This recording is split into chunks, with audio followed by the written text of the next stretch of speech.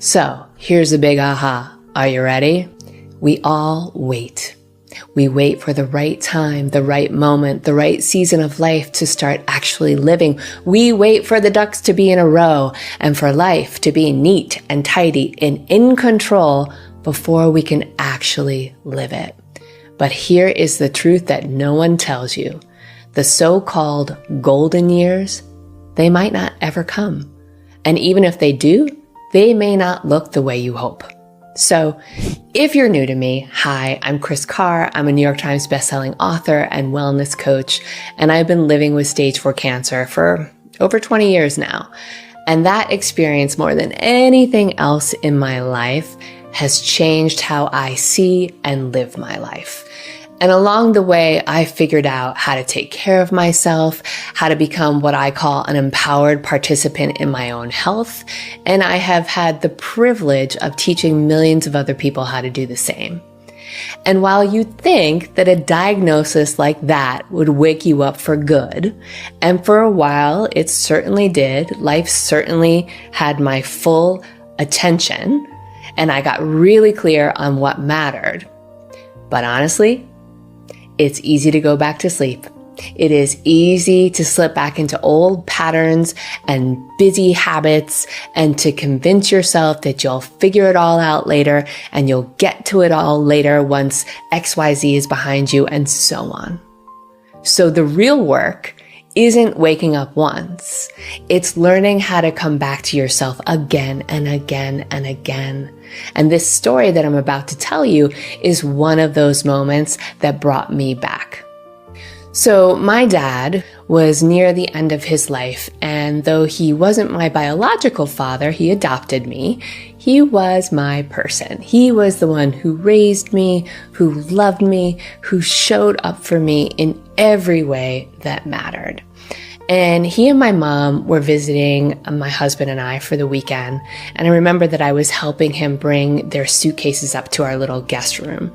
And he needed to pause and catch his breath. So we're halfway up the stairs, we're on the landing. And then he said something I'll never forget. He said, "You know, love, sometimes the golden years are for shit." And I just stood there thinking, oh geez, here we go. But then he pointed at the little suitcase in his hand and he said, "You know what's in here? A whole bag full of medications. All this working, all this saving, all this striving, all this waiting for this." And he wasn't being dramatic and he wasn't even being angry, although I would have been. He was just telling the truth, and it hit me like a total gut punch. It felt like he was holding the physical weight of all those postponed dreams, all the somedays, all the when work slows down, when the kids go off to school, when I have more money, when I meet Mr. Right, when I meet Mrs. Right, when I retire, when it's the right time. Now, I didn't say much, but inside I was thinking, this is what regret sounds like. It's honest and it's vulnerable and it's oftentimes too late. So a few weeks later, we took a trip to Martha's Vineyard, and it was to celebrate his 72nd birthday and my 48th birthday. And it was magical. We spent a few days just being together as a family, wandering through the shops and having coffee and walking the coastline and collecting little shells that I still have in my bathroom. And again, just being a regular family, enjoying each other's company. And on his birthday, we went to celebrate at this really beautiful restaurant that had this great view of the ocean. And I made sure that, of course, we had the best table in the house because honestly, I thought this might be one of his last birthdays and I wanted it to be super special. My dad, as he always did, he ordered a great bottle of wine. And for a moment, again, everything felt okay. I wish I could just pause that moment and stay in that moment. But that is not how life works, right? And then, of course, came another one of his wisdom bombs. Mid-toast, he said, "You know, love, I wish I'd given myself more moments like this. More like this." And I knew that he wasn't just talking about the ocean or the great bottle of wine. He was talking about more time, more presence, more permission to enjoy his life. And he was saying it to me because he knew how I was wired too. And I bet many of you are wired the same way. And then he followed it up with something that I have carried ever since. He said, make now your golden years. Figure out what your more like this is and do it. Don't wait. Don't wait for later. Don't wait for when the to-do list is done. Don't wait for when life feels easier or more figured out. Now.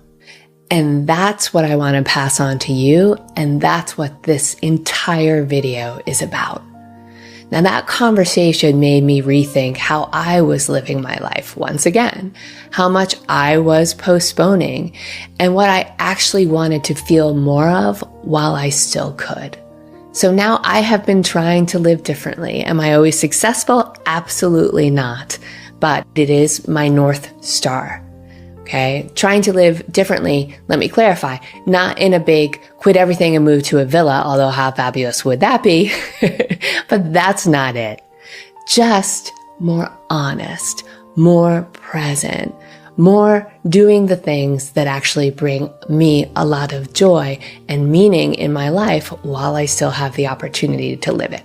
So with that in mind, I want to share 3 things that I've been practicing that might help you too. So number 1 is I'm defining my more like this list. Okay. I'm calling it my more like this list. Now, this is not a bucket list. It's not a vision board per se. It's just a list of the things that I want more of in my life every day starting now. And here are a few questions that I've been asking to help me shape my list. Okay. First, it's what parts of my day do I actually look forward to? What parts of my day do I actually look forward to? And then what am I doing when I feel most like myself? What am I doing when I feel most like myself? And then what would it look like to give myself 5% more of that this week, whatever it is, just 5% more. And those questions help shape my map. Number 2, I'm choosing to stop waiting to feel ready. You know what I've realized, and I bet you have too? No one ever feels ready. It's a big lie that keeps us stuck.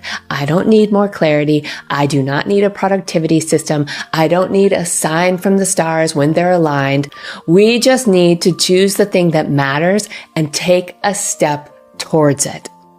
Choose the thing that matters and take one little baby micro step towards it. Text the person. Take the walk, right? Book the dinner. Say the thing. Say the thing while you still have time to say the thing so that you don't regret not saying the thing.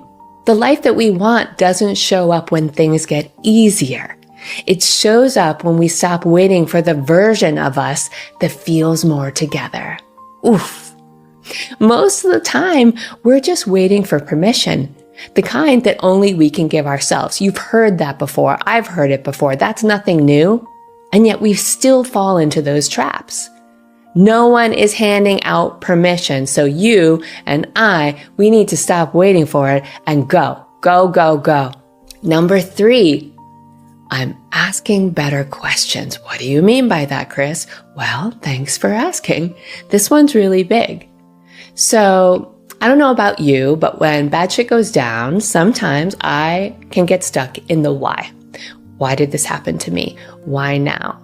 Why me? Why did I get cancer? So on and so forth. Why did that big wipeout in my business happen? Why did that relationship blow up? Why? And sometimes asking why is absolutely reasonable and helpful. It's how we try to make sense of chaos. In the early days of my diagnosis, I wanted answers because if I could just figure out why did this happen, maybe I could fix it. Very reasonable, very understandable. But over time, I realized that when we get stuck in the whys, just spinning out in the whys, they rarely lead anywhere helpful. Okay? It just sends you in circles, replaying the past and trying to logic your way through something that just hurts.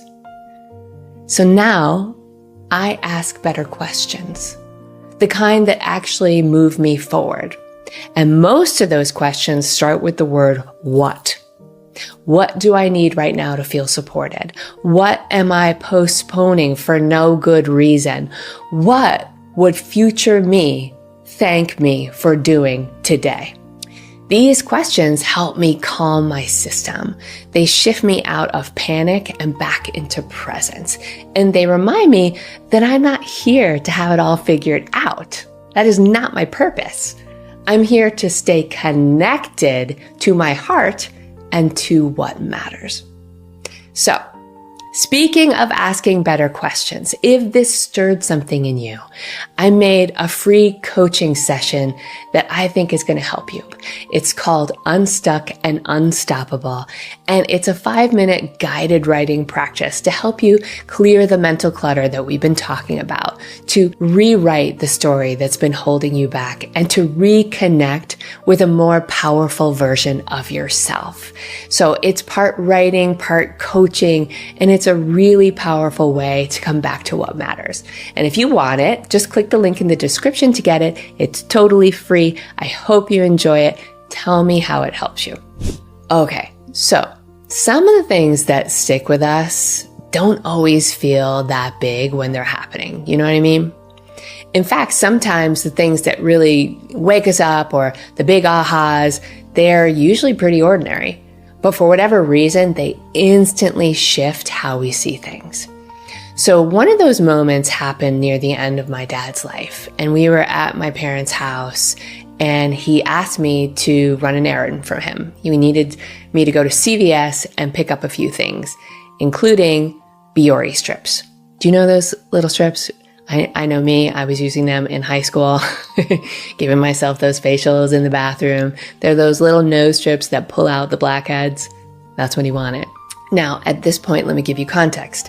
He was in hospice. He was just weeks, maybe he had weeks, maybe he had even days to live. His body was breaking down and he was dealing with all of the pain and all of the exhaustion that come with dying. He used to say to me, dying takes a lot of work. And seeing him go through that, I realized, yeah, it sure does. And yet, he still wanted to do a facial. And I remember standing there thinking, really, Dad? This is how you want to spend what little energy that you have left? Absolutely. That is exactly how he wanted to spend it, because he still wanted to feel like himself. He still wanted to look, as he would say, spiffy, to have dignity, and to feel good about himself, and to be normal. And that really struck me, because he wasn't waiting to feel better in order to feel good. Let me say that again. He wasn't waiting to feel better in order to feel good. He wasn't holding out for a time when things were easier or more comfortable either. He was just choosing what he could while he still could. And he made me realize how often we don't. We just put joy on hold until somewhere down the line, when we create some mythical better version of ourselves that's more productive, more healed, more together often, or maybe more enough. Or we wait for things to get easier before we let ourselves feel even a moment of lightness. But the truth is, joy isn't the reward at the end of the path. It's what makes the path worth walking. Joy doesn't need a perfect moment either. It can slip right into the mess, into the uncertainty, into the pain of whatever we're carrying. And near the end, my dad said something that really struck me and that I want to pass on to you. Going back to, making your golden years now, he added, make golden moments throughout your day. You can do that right now. After this video, you can choose to go off and make a golden moment. Not a big gesture, not a full makeover, not new plans. Doesn't have to be so big that it overwhelms you. It shouldn't. That's not golden.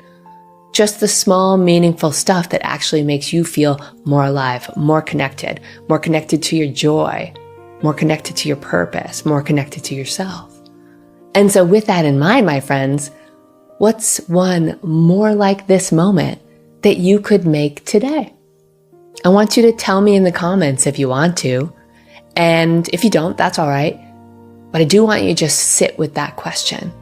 And as always, with everything I always teach, I say, take what helps, leave the rest, and remember to make those golden moments. I love